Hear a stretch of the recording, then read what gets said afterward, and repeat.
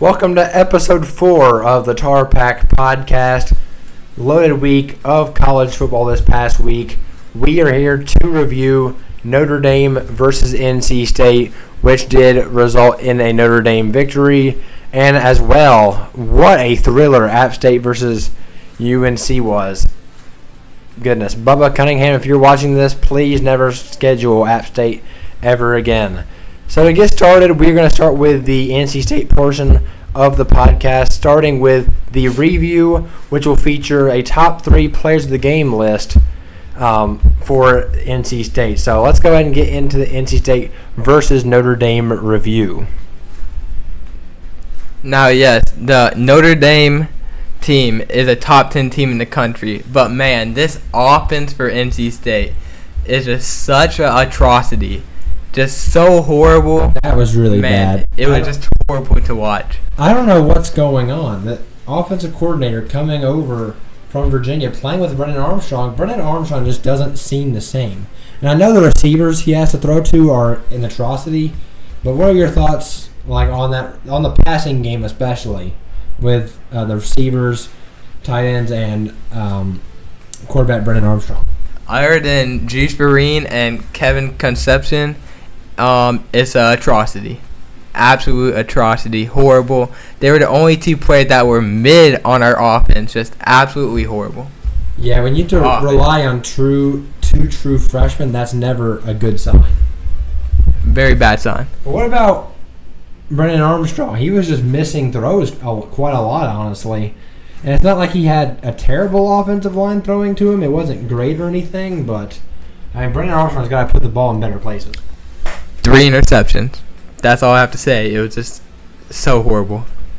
Yeah, it was a pretty poor performance from Brennan Armstrong and the offense as a whole. I think the running game has more potential than it showed Saturday at this point. And I think it's got potential. They just need to put the running game together. I think Jordan Houston and Michael Allen should be a good duo. But right now, this passing game is allowing it to where basically teams can just bet on the run because that passing game is so atrocious. Yeah. And the defense didn't look that horrible for NC State. It actually looked pretty good. It's just I understand they're playing against a top 10 team and everything. Especially in the first half. Yeah. The first half we were doing very good at defense. Yeah, they were showing a lot of the dog mentality that you like to see. Yeah. At the third quarter, we were only down by 7. Our offense just couldn't score a point. If we had a good offense, we really could have won that game. It's possible. So let's hear your top 3 players. Let's start with your best player from the NC State versus Notre Dame game. Davin Van, just very talented. 1 sack and 2 tackles. Just very talented player. Yeah, he graded out very well on PFF as well. 88 overall on PFF. Very talented player and everything. And number 2, I got Peyton Wilson. Just really showed a lot of hustle in the game. Never gave up. Just had all that dog in him and just kept trying the whole time. Put the most effort in the whole game. 7 tackles. Yeah, very talented game for him. And now Devin Boykin had a very good game too. 6 tackles. He was a 74 overall on PFF, which is not terrible. It was actually pretty good. So yeah, that's my top 3 players for the NC State game against Notre Dame. Yeah, overall final thoughts, I didn't think it was a good performance from NC State. They're going to have to clean a lot of that up if they're going to want to compete in the ACC, but we'll see how it goes. Yeah, we got to clean up a ton of stuff in our offense. Yeah.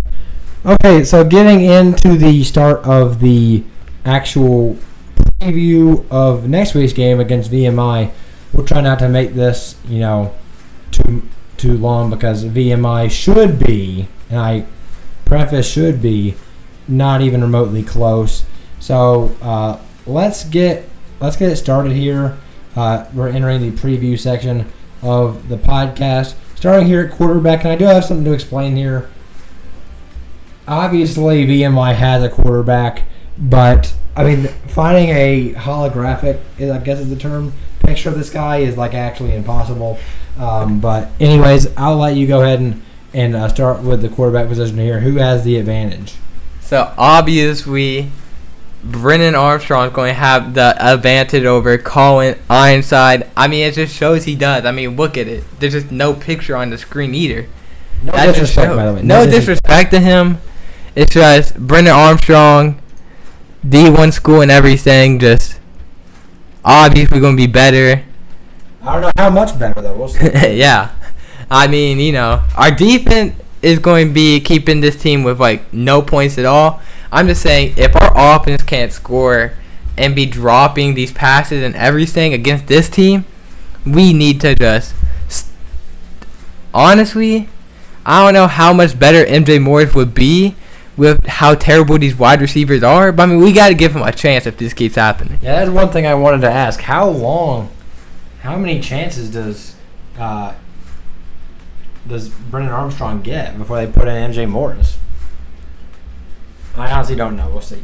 Yeah, I really have no idea how many chances he's going to get. Now it's an NC State running back.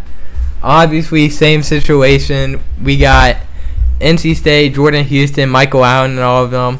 And then just VMI. They already have one loss in their season already to another team that most of these like D1 colleges should beat anyways by at least like 30 to 40.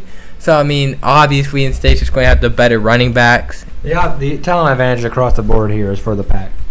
Yeah. And now to NC State wide receivers. The struggle here is just so... This is closer than you might think. So bad.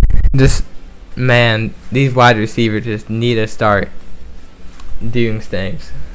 So, obviously, I'm going to give it to NC State for the better wide receiver. Just because, I mean, we really don't even know anything about BMI. But if these BMI wide receivers are mid, just mid, we can give this check mark to BMI almost. I mean, these NC State wide receivers are just, man, they're just horrible. They're struggling. And they're just so bad. And now to the tight ends. We have NC State, obviously getting the point. I really like Juice Vereen. He's a really talented freshman and everything. And Trent Penix, I know he's good. I know he kind of had a pretty bad game. A really bad game against Notre Dame, actually. But I still know he's a very good tight end. And BMI, obviously, same thing I've been saying. Just really have no idea of anything on BMI. It's just, yeah. And now to the offensive line. An actual good part of NC State. Obviously, they kind of struggle against Notre Dame. But, I mean, that was kind of expected by me. But, I mean, yeah. Brennan Armstrong still should have done better in that game. So, obviously, I'm going to give NC State the win against BMI. And now to the defensive line. Now, they were, honestly, against a top 10 team. And what some people are saying, like, one of the best offensive lines. And how we are putting all that pressure on Sam Hartman through the first half. So, obviously, I'm going to give the check mark to NC State against VMI. Just not even close. Linebackers, Peyton Wilson. Very good. Now, the other ones, man, just... Jordan Poole doesn't play that much, but he's playing okay. But everyone else, yeah. Just very horrible. Peyton Wilson, though, obviously linebackers going to BMI. Now, secondary... we have Aiden White and Shaquem Battle. They did not look amazing against Notre Dame, but obviously against a team like this and everything, they're going to look... Devin Boykin, a guy that you put in your top 3. Yeah, obviously he's going to look very good against BMI, so obviously I'm giving it. Now to coaching.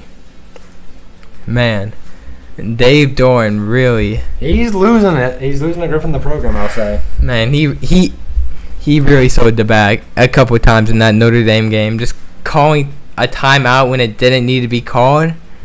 When did that happen again? Are you talking about the kickoff? No, I think you're talking about where they Should have just taken the delayed game on the punt, but they call a timeout instead or something. Oh, yeah, we called a timeout on the punt. Yeah, that was just horrible. It's always just not necessary. Why do we do that? But obviously, we were playing against VMI. I'm going to give the coaching to NC State.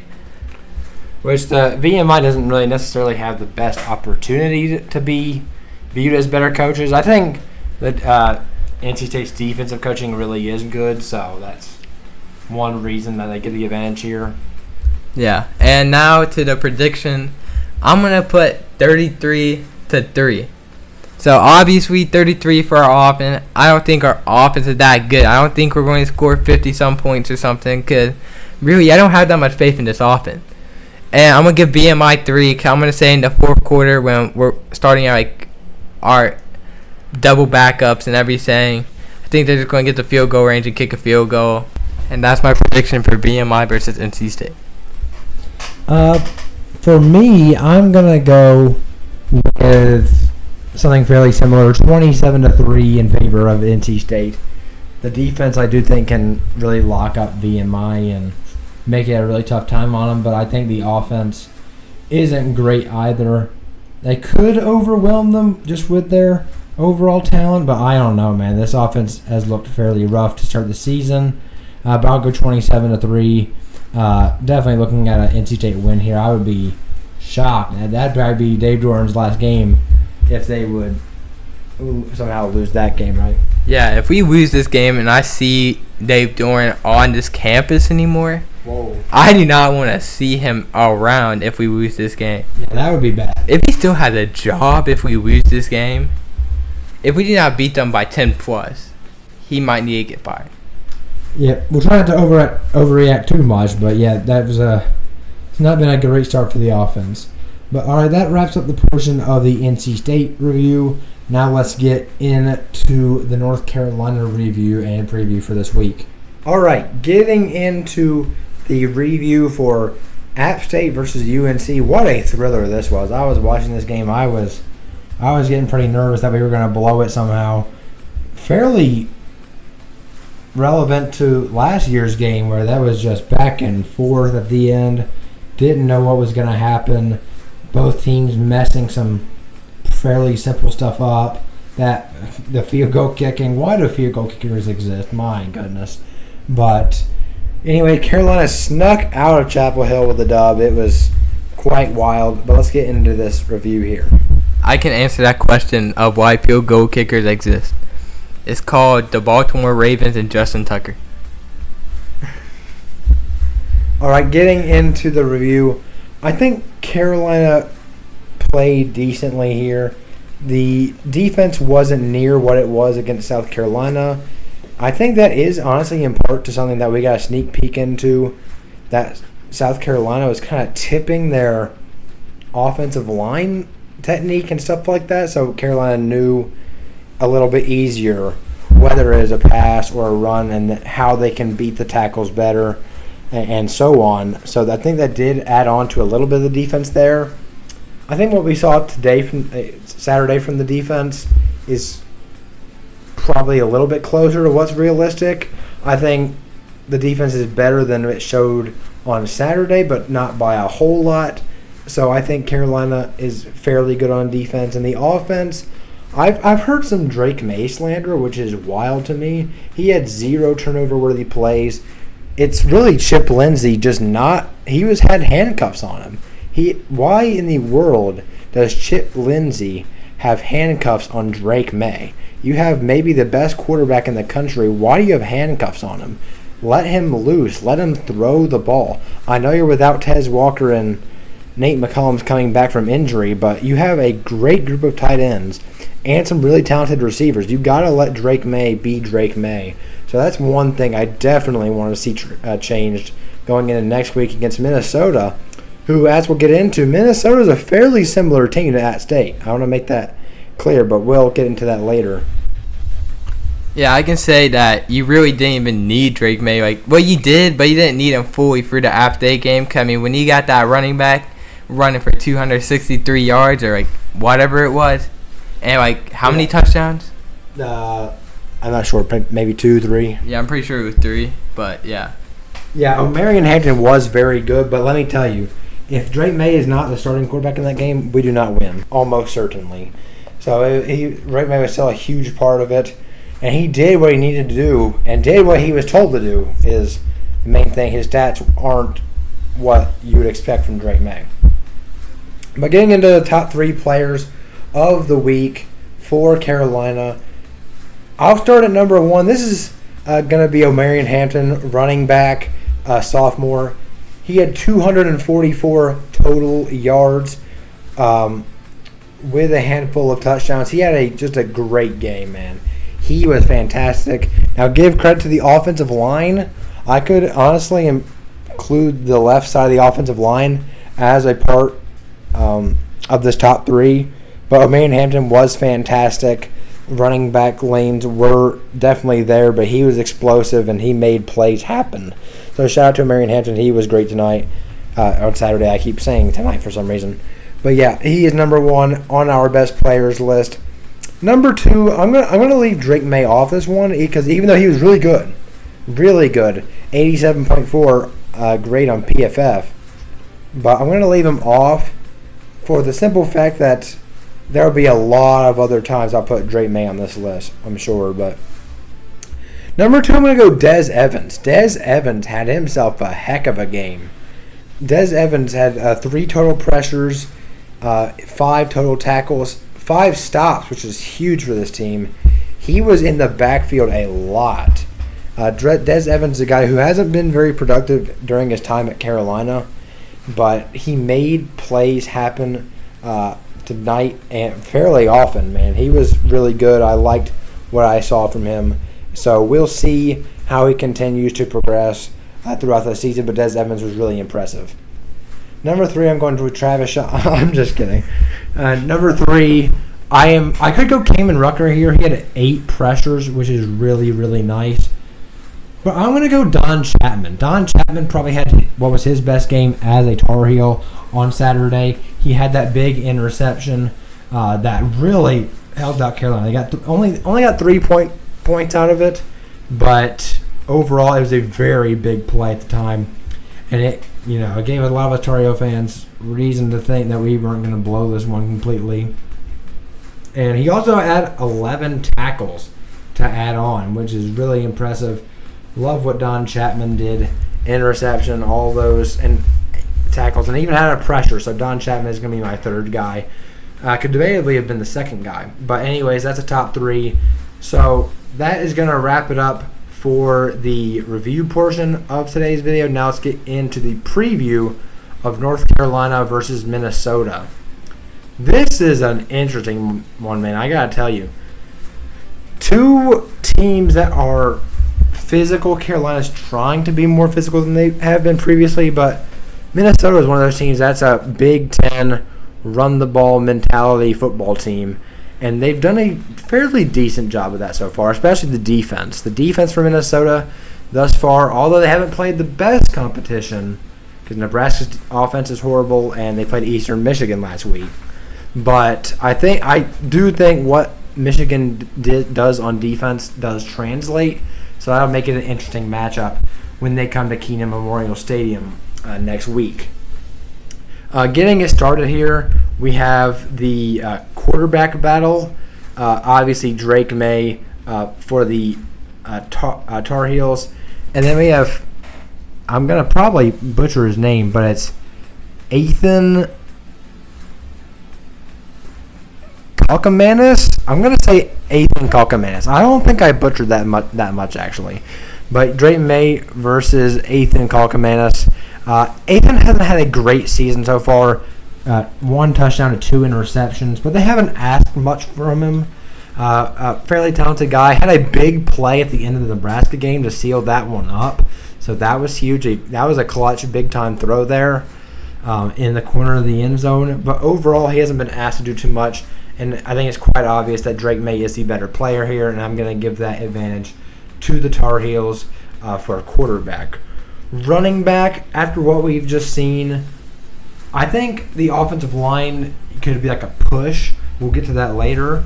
But just based on running back talent and production thus far, Minnesota is not rolling out Mo Ibrahim like they have been previously. So I'm going with Carolina to get the advantage in the running back room here. Omarion Hampton, British Brooks, if healthy, is also a very, very good back who had over 100 yards.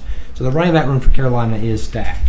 Yeah, from British Brooks against South Carolina, running for like 106 yards and having a great game, to not really doing any playing time at all, really, for App State. Well, he was injured. Yeah, injured. And then just Omarion Hampton comes up and runs for 244 yards or something. Just, man, Carolina's running back room is just going up in a landslide, and it's just Carolina. It tells you a lot that Elijah Green, who started like the last 6 games for Carolina last year, like is barely playing. That's how good this running back room is. And he'd be like Elijah Green would start for NC State right now. Like, not to be offensive, Elijah Green would start for NC State. No doubt. Yeah. 100%. Yeah, so this is a great running back room for Carolina, and those guys are starting to emerge. Going into the season, we were a little bit like, but there's some talent there. But is anyone going to emerge? And they're starting to do that. So, yeah, I'm giving the edge. Not the edge. I'm giving it in a fairly decent margin to Carolina here in this fashion. Wide receiver, obviously, free Tez. What is going on with Tez is the most garbage stuff among the most garbage stuff I've ever witnessed in my entire life. Like, seriously, what they're doing to Tez, what the NCAA is doing to Tez Walker is wrong. Should not be happening. But the wide receivers overall for Carolina are still better than those of Minnesota. I know that there have been some big-time plays made, but when you factor in the quarterback's ability to throw the ball as well, I do think that Carolina gets the advantage with all the talents that they have, even without Tez Walker, especially with hopefully Nate McCollum being fully healthy. Hopefully starting this week. He didn't play much last week, but we'll see how it goes. But I mean, don't want to disrespect Minnesota though. They got some guys. Chris Autumn-Bell and Daniel Jackson are fairly nice players, but just not, quite on the level of Carolina. So I'm going to give them the edge there. Free Tez. Yes, hashtag free Tez. Tight end. Let's get the tight end room here started. Now, all I need to say for Carolina and tight end is it is one of the best tight end rooms in the whole country. It definitely is. It's really good. But this is a kind of a sleeper here. Minnesota has themselves a great group of tight ends as well. You talk about Brevin Spanford. He's a really good NFL prospect tight end, but still they don't have 3 guys as good as Carolina has. And then the overall tight end room is far better than Minnesota's, although they do have some really good players. I am going to give the advantage to North Carolina in this facet. I mean, John Copenhaver, Kamari Morales, and Bryson Nesbitt are great players. So, moving on to the offensive line, this one was tough for me because I think you talk about run blocking, especially factoring in the running backs that they have that help out the offensive line run blocking. I think you give the edge to Carolina, but it's tough. As far as the pass protection goes, I mean, this is really a tough one. This is probably the hardest. This is the hardest position group that I had to decide on when making this graphic, deciding whether Minnesota's offensive line was better or not than Carolina's. I think Carolina's got more talent on the offensive line, but the guys for Minnesota have graded out fairly well to start the season. So I did, because I think this game is going to be closer than maybe some people expect. So I did give the advantage to Minnesota, kind of give them the Big Ten benefit of the doubt in a way. And I got to give them something, because I can't have Carolina the advantage in every single category and expect this to be a close game, because I think this will be a fairly close game. I'll be out offensive line. I'm going with Minnesota there. Moving on to the defensive ball. So it's fair to say offensively, Carolina definitely has the advantage here. Defensive side of the ball, I'm going with Carolina. Their defensive line has, even though it didn't get any sacks on Saturday, it still had caused a little bit of havoc that definitely threw off App State's quarterback. But overall, the talent on Minnesota's D-line isn't quite there to match Carolina's. Kamen Rucker, Des Evans, Miles Murphy, whole bunch of studs over there. Bo Atkinson's been a really good player this year to start. So I think Carolina wins the defensive line battle over Minnesota. Although in run defense, Carolina's got to make sure they don't get gashed. Carolina has to make sure they don't get gashed in run defense because that could hurt them, even though the running backs of Minnesota. It's not Mo Ibrahim. If Mo Ibrahim was walking out of the gates for Minnesota, I would be really worried about this game. But I'm going with Carolina in the defensive line there. Linebacker, I think fairly simply is Carolina. Ced Gray, Power Eccles, we keep repeating it. One of the best duos in the ACC and all of college football. I mean, people talk about Clemson's linebacker core. Carolina's is just better. If you look at the grades from Barrett Carter and, Jeremiah Trotter, they just haven't been as good as these Tar Heel linebackers. So I'm going with Carolina in this facet. And finally, secondary. This one, I would have had it as closer, but after what I saw last week from Carolina's secondary, it wasn't great.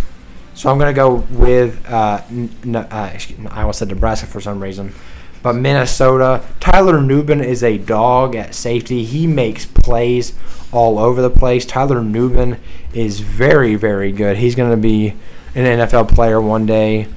Justin Wally has had a very good season as well. And overall, this defensive back room for Minnesota has been better, although there's probably more overall talent for Carolina, but you could say that about, like everything. So, but right now, yeah, definitely I think Minnesota's secondary is better. Better. And coaching, this is a tough one for me. I almost just want to call it a push. This is where I start to talk about the game plan a little bit for Minnesota. I think Minnesota's game plan against Carolina should be very similar to what App State was doing. Keep the ball as long as you can, run it up the gut and just make them stop it, because Carolina couldn't stop the run very much at all last week. So if your offensive line can clear holes, get the running game going and chew clock and keep the ball out of Drake May's hands is the best way for Minnesota to get the win here. We'll see how this coaching staff takes advantage of it. But overall pieces on the coaching staff, I do think the advantage is on Carolina's side. But we'll get into that. So now going into the predictions, I'm going to start it out here. I think this game is close, man. I think if Carolina plays their best football, which they did not play in really either game this week, but especially App State, if they capitalize on and change the mistakes that they made last week, and Chip Lindsey lets Drake May throw the rock around and be the player he can be, who this season's been really good. He's been a really good player this week. He's had some restrictions. So I'm going to go with Carolina winning this game because the talent level is there. This is a home game in Kenan Memorial Stadium, and the quarterback advantage is really there. I think I'm going with Carolina 28 and Minnesota 24 here. I think Minnesota keeps this game close because that's the type of team they are. If you're Carolina, you want to get an early lead and you want to hold that. And if you're Minnesota, you want this game to be close. You want this to be a slugfest. And a slugfest in like a low-scoring way, not a high-scoring way. Because it's going to be tough for you to keep up with Drake May if it's a high-scoring game. But I don't really expect it to be, quite honest. So what are your thoughts on Carolina versus Minnesota this upcoming Saturday? Now, my score prediction, I'm going to have 35-20 Carolina. I just really don't think Minnesota is going to score as many points, and I really think Drake May and the full-blown offense is really going to come out with heat and everything and actually score more points this time. And I really just don't think Minnesota's going to score as many points. Now, I'm not calling them terrible. That's NC State in my mind. Their offense is just terrible. I just can't forget about NC State and their offense, man. Let's make it clear. You are an NC State fan. Let's just make that clear. Oh, I'm an NC State fan for life, no matter how much we suffer. But yeah, just I'm not comparing Minnesota to our offense. I will say, hopefully this is an advantage for Carolina. But Minnesota has not seen an offense like this year. They just have not. Nebraska's offense is egregious. Jeff Sims has had a rough year. There's not many weapons on that Nebraska sideline, and they barely won that game. Nebraska almost beat Minnesota. Minnesota has their hands full with this offense. They have not dealt with running backs like this. They have not dealt with quarterbacks like this. They have not dealt with tight ends like this. They have not dealt with receivers like this. So I do think that as long as Chip Lindsey does his job, that really does help Carolina have the advantage here. But in the same light, I don't think Carolina's offense is seeing a defense quite like this. I don't think Minnesota's defense is that much better than the likes of, App State and South Carolina, but I do think they are better. So we will see. I hope your prediction is right instead of mine, but we will see how it goes. I do think Carolina, if they handle their business, they will come out with a W on Saturday. But we'll see. I'm looking forward to it. Any final thoughts before we get out of here? And as usual, I hope your prediction's right over mine. Okay, that's fair. All right, so thank you guys for watching today's episode. Leave your predictions in the comment section down below. Who do you think is going to win? Minnesota versus Carolina and VMI versus NC State. Let us know. Please like this video, guys, if you enjoyed. Thank you guys so much for watching. And we hope to see you guys next week on the TarPack podcast. Enjoy the college football. Go Pack.